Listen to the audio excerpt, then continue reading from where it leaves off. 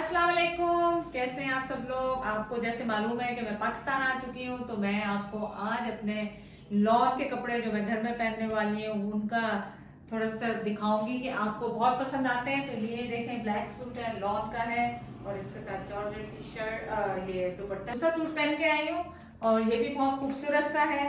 इसका पाइंचे देखिए कितने खूबसूरत से बने हुए हैं, मोती लगे हुए हैं, चौड़े पाइंचे हैं। और आजकल शलवारों का फैशन भी दोबारा आ गया, वैसे तो हर चीज चल रही है, लंबी छोटी। और ये कुर्ता स्टाइल से बना हुआ है और इसका दुपट्टा बहुत खूबसूरत। नंबर 3, और ये देखिए कितना शॉकिंग सा कलर है और उम्मीद है आपको भी पसंद आएगा। पूरा इसमें कोई एम्ब्रॉयडरी नहीं है, बहुत खूबसूरत सा पजामा बना हुआ है, ट्राउजर और ये जॉर्जेट की स्लीव्स है। चले जी, नंबर 4 सूट है और जॉर्जेट का दुपट्टा है, लॉन का ये सूट है और यहाँ पे एम्ब्रॉयडरी की हुई है, बाकी ये प्रिंट में है।